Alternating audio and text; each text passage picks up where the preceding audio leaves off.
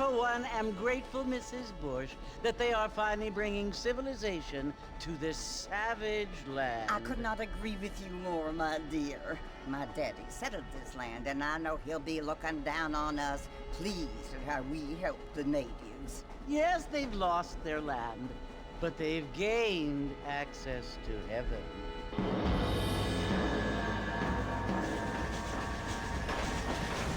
But Father, do you mean unless an innocent receives communion, they're destined to go to hell?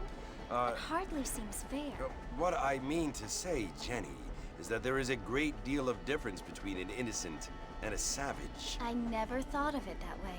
Yes, they lived like animals, but they're happier now.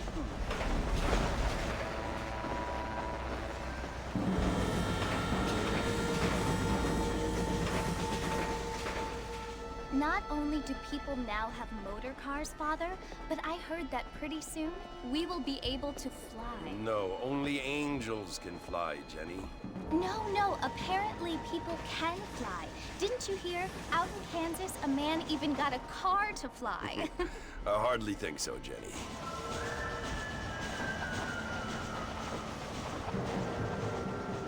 Apparently, Mr. Johns wants to run for governor, which is why he's so concerned with cleaning up the state. Nate Johns. Yes. His family is nothing but hillbilly trash that came here after the war. I don't want to be judgmental, but this state should not be ruled by such a disgusting family. A family without class. Apparently.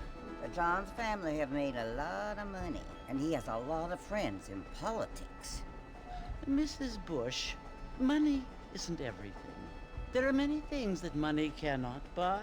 It seems that money can buy voters, though.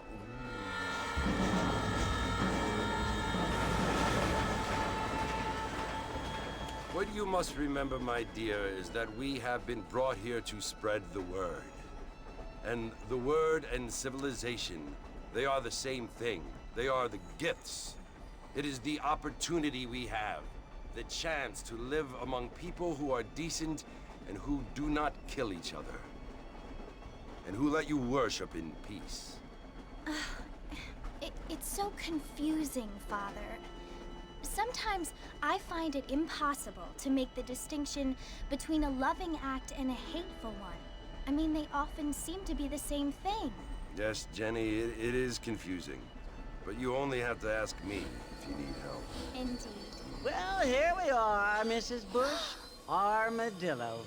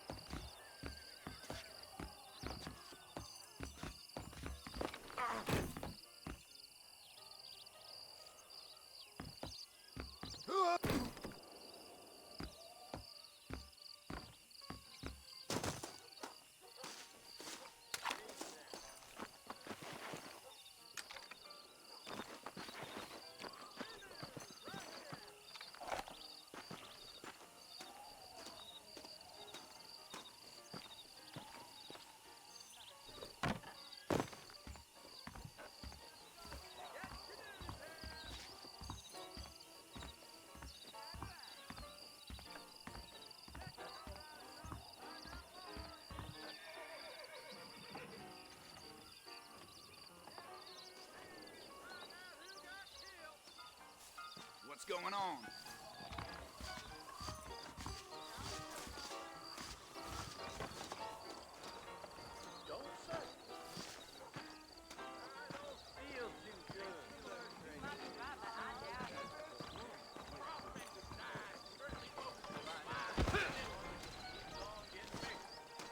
I don't feel too good.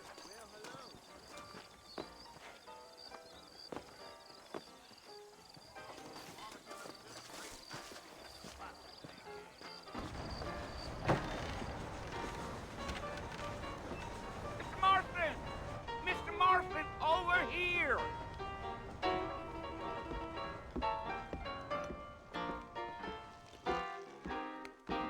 You must be John Marston. Sometimes. I'm Jake. Your friends from Blackwater hired me to guide you. They ain't my friends, but pleased to meet you, Jake.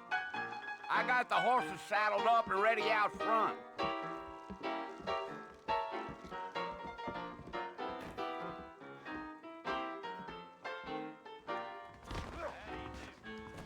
I don't hold with your gossip.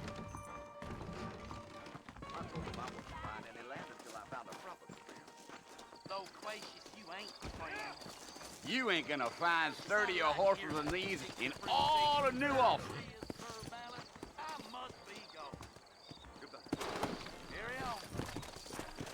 Easy on the spurs now. We don't need to draw undue attention.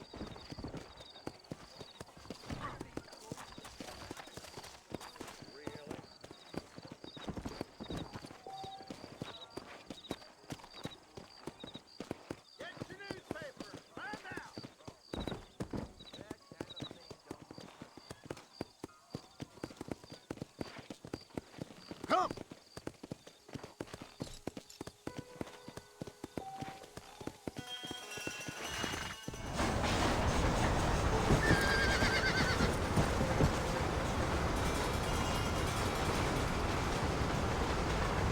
So it's Fort Mercy you want to visit?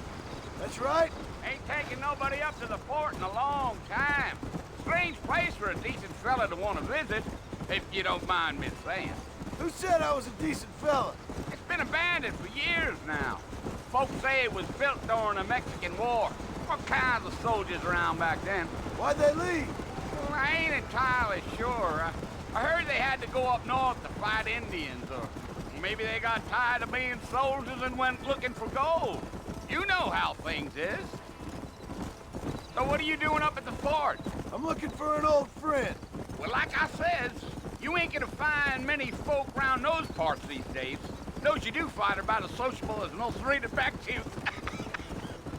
I mean, I ain't one to judge a man by the company he keeps, but... Well, he ain't been friends for a long time.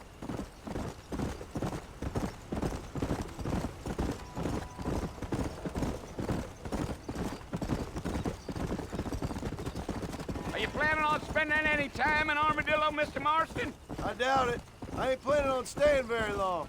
Well, if you're fixing for some female company, you can do a lot worse than Armadillo. Fine as cream gravy they are. Not like Thieves' Landing. Dang, those girls ain't even fit for a drinking man to hole up with. I'm a married man, I'm afraid. Ain't we all?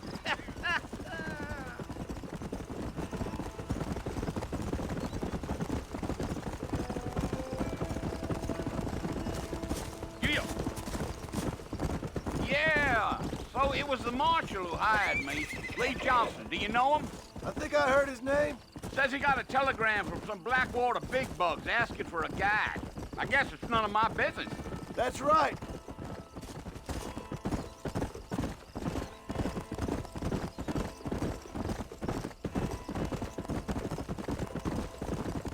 You ain't very talkative, are you? Nope.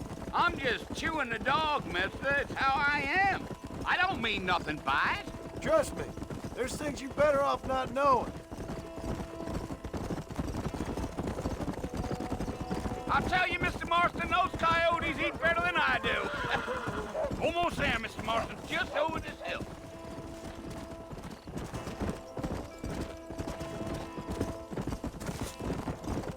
Geo. Hey. Listen, mister. This here's what's left of Fort Mercer. Some gang rode in and took the place over.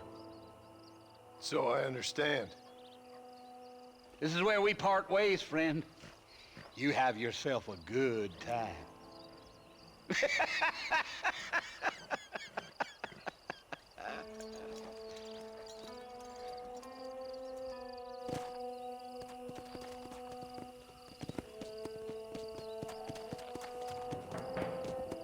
Come on!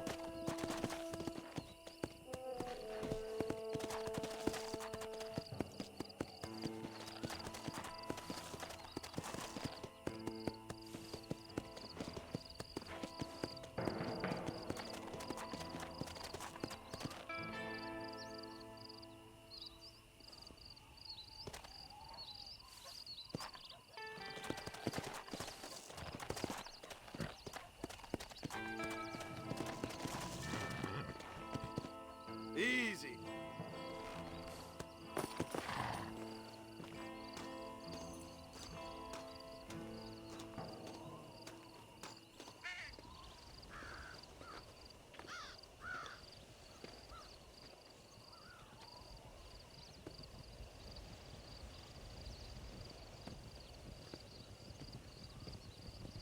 Bill! Bill, I've come for you! Bill Williamson! Come out here right now! Go away now, John. Don't make me kill you. Nobody needs to kill anyone, Bill. You must think I was born yesterday. You always did think I was an idiot. That ain't fair, Bill. You were as my brother. I've come to try to save you. Oh.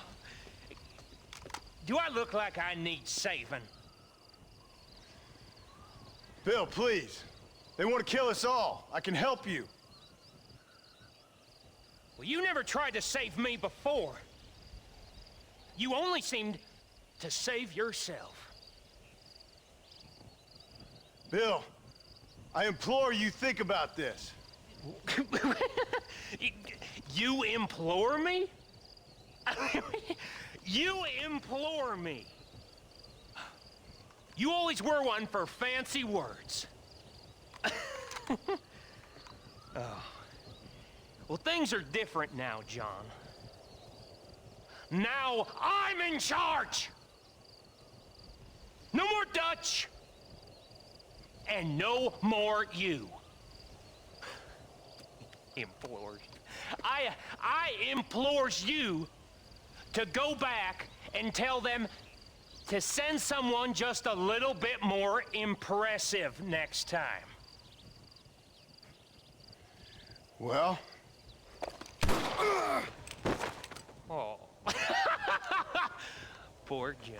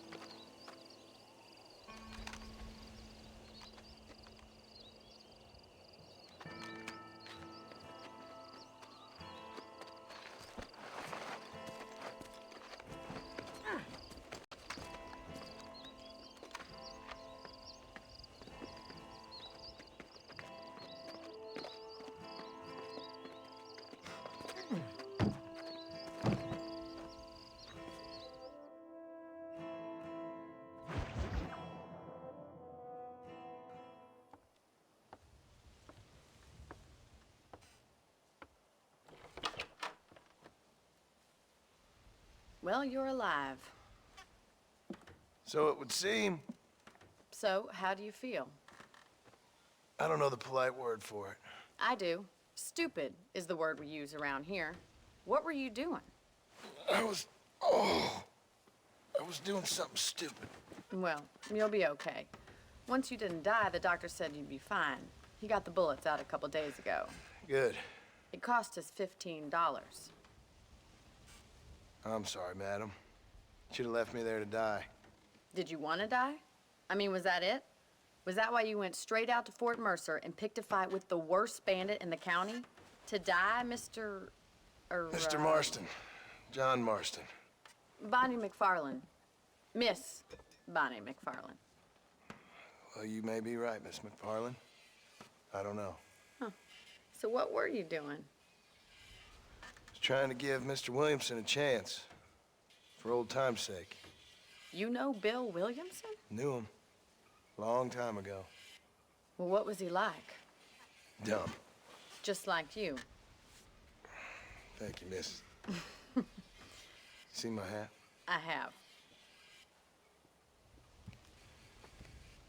And, what will you do now?